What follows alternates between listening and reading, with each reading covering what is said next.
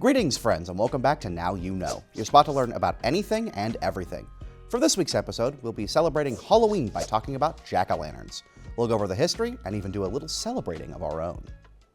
Poisson d'Avril combinations in 1 3x potato starch and sodium nitrate. Now, to understand the origins of jack-o'-lanterns, we have to start with the history of Halloween itself. Celtic farmers believed that there was one day a year, October 31st, when evil spirits could walk the earth. This day was called Samhain, which means summer's end. On this day, ordinary Celts attempted to confuse the spirits by wearing disguises and lighting bonfires in hopes that they would repel the spirits. But Pope Gregory III didn't like this pagan practice and declared November 1st as All Hallows Day, a day to honor all of the saints. This was his attempt to stop these practices, but this didn't go as he planned. Instead, they adopted the holiday and celebrated both. This is how Samhain turned to All Hallows Eve and then eventually Halloween. Now, these traditions didn't arrive in America until the 19th century, when the potato famine led to an increase in Irish immigration. This led to an interesting change. Instead of the traditional jack-o'-lanterns carved from potatoes or turnips, in America they found a much larger, easier crop to carve: the pumpkin. So this is where the jack-o'-lanterns come in. But I do have somewhere I need to be, so let me call in the intern to finish this up. Greetings, everyone. I'm the High Wizard and still intern Porter. It's a tough economy. And I'm here to tell you the spooky story behind the jack-o'-lantern and the stingy man behind the name. The story starts as any good story does, in Ireland. Stingy Jack was so stingy. How stingy was he? Stingy Jack was Stingy Jack was so stingy that he invited the devil, that devil, Satan, Lucifer, whatever you want to call him, to get a drink. After they got sloshed, Jack didn't want to pay, so he somehow convinced the devil to turn to a silver coin so he could pay. Well, right after the devil got minted, Jack placed him next to a silver cross so he couldn't change back. After a while, Jack eventually let the begging devil free on the condition that in the next year, if Jack dies, the devil can't claim his soul. The devil begrudgingly agreed, and somehow, having not learned his lesson, as a year later, Stingy Jack somehow convinced the devil to climb up a tree to retrieve a piece of fruit. As soon as the devil got to the top, Jack carved a cross into the tree, trapping the devil up in the branches. The bargaining began immediately, and Stingy Jack got his soul a get-out-of-jail-free card for the next 10 years. Well, in those 10 years, Jack finally bit the dust. Well, he didn't have to worry about hell. God didn't want such a stingy trickster inside his pearly gates, so Jack was stuck. The devil, shockingly faithful to his word, didn't claim Jack's soul, but to get his comeuppance, the devil gave the undead Jack a piece of burning coal and sent him away in the dead of night. Since burning coal tends to be hot, Jack placed it in a carved turnip lantern to light his way. To this day, roaming the Irish countryside is a ghastly figure known simply as Jack of the Lantern, or for short, Jack-o'-lantern. And now, you know. So beware, listeners, be careful what you bargain for. Now, I'm about to make a bargain with a very powerful being myself, so if you excuse me.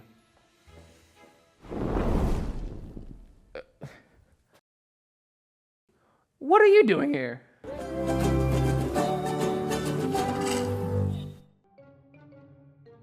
So I figured I'd give this bird on a street thing a try. We're out here talking to people about jack-o'-lanterns, and I'm not gonna lie to you, it's cold and empty. I'm going inside. Thoughts on jack-o'-lanterns? What is that? Oh, I carved one in freshman year, but now I can't because my cat will eat pumpkins. have you carved one before? With what? I don't actually know. So you could show me how to carve one. Yeah, totally. Probably. You, carve, like, stab the big orange thing. You know, when I set out to do this, I didn't think it would be this hard to... I'm just gonna do this myself.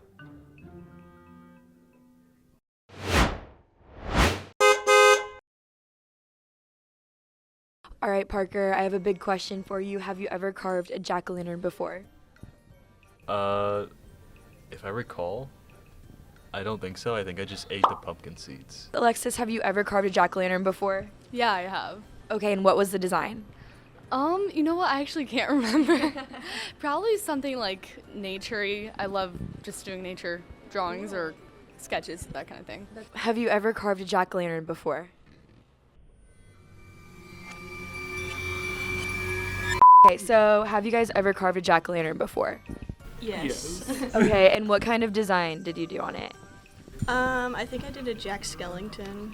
Ooh, iconic. What about you? I did just basic. Okay.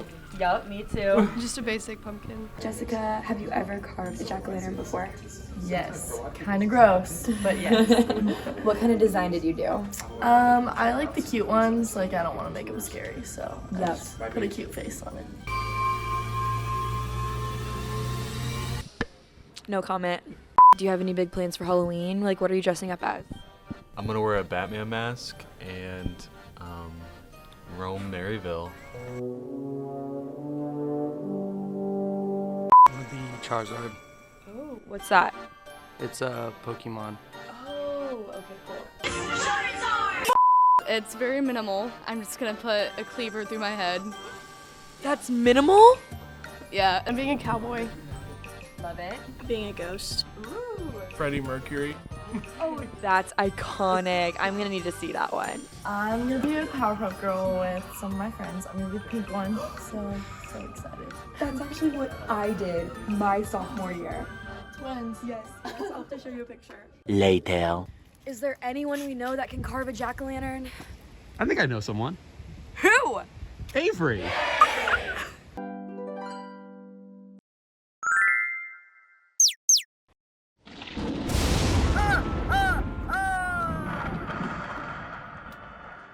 Hello guys and welcome back to the Birdhouse. Today we have our amazing producer Avery on the show and she is going to be teaching us how to carve a pumpkin today.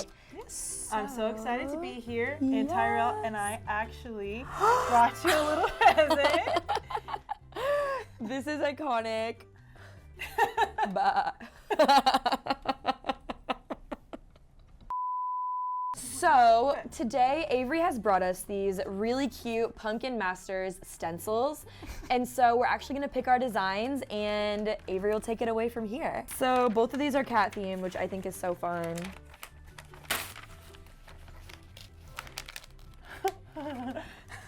Forward a little bit. Even though I ripped it, you should be able to just pop out and stencil and draw it onto your pumpkin.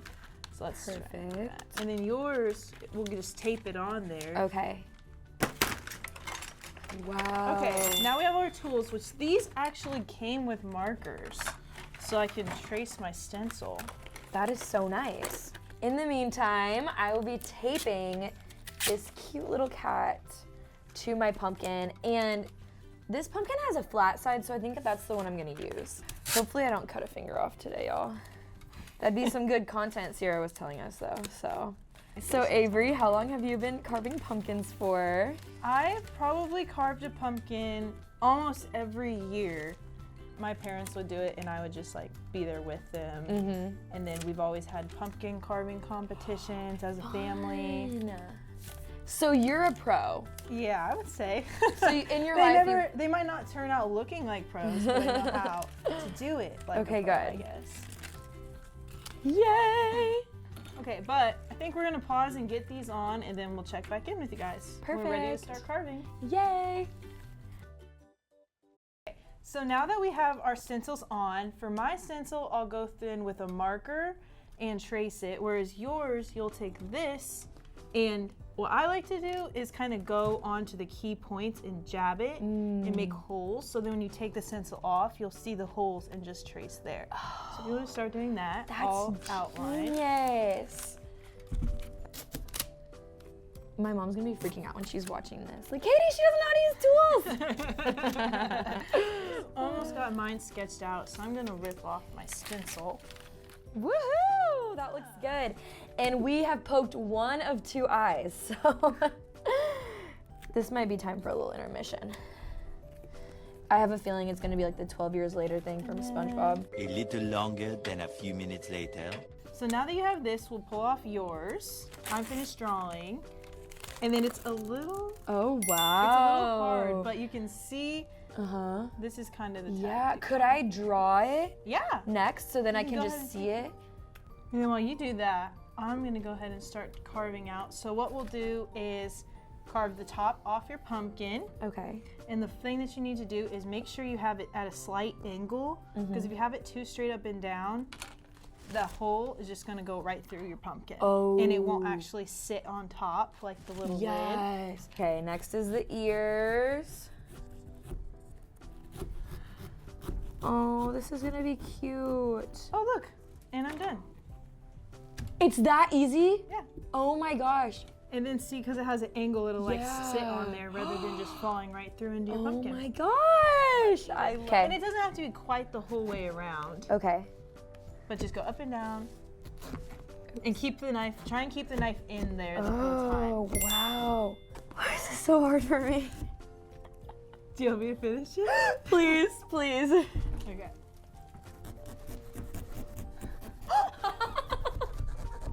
So the quicker you go, the easier it is. Wow. Oh my god. Yeah. The first thing I like to do is start by making the hole bigger so that I can fit my hand in there.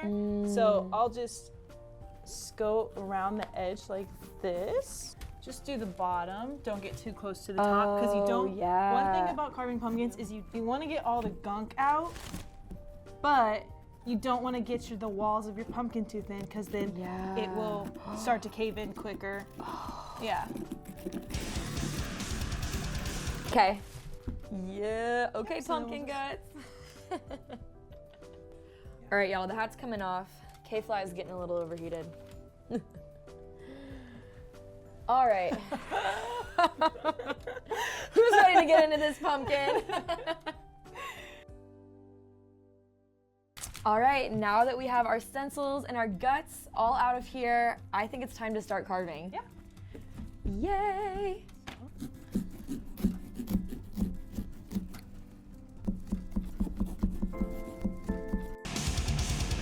Okay. I don't think mine's gonna turn out very accurate. That's okay. Sometimes abstract is better because it really makes whoever's looking at the pumpkin think, what is this design? I think I'm gonna add a little face on the side of mine because triangle eyes. Oh, here we go. First ear. You guys, look. I think it's done. Woohoo! Avery, I think we did it. Yeah. I was not expecting this to go this smooth. I thought for sure that I was gonna lose a finger. You have pumpkin in your hair. Do I? Thanks. Yeah, I think all that's left to do now is see what these look like in the dark. Yes! Oh! No, wait! Oh my gosh. Yes. Avery, this has been a blast. Thank you so much for teaching me how to make a jack-o'-lantern. I am so excited to take this home and show my roommate. Yeah, thanks for having me, Katie. Of course, and we will see you guys next time at the Birdhouse. So today we looked at the history of Halloween and the tradition of jack-o'-lanterns that comes with it, exploring the folklore with Porter, and even getting a chance to participate in festivities with Katie. So if you didn't know much about jack-o'-lanterns, now you know. Thank you so much for watching this pumpkin-filled episode. By the way, I finished my jack-o'-lantern. I think it's one of my best yet.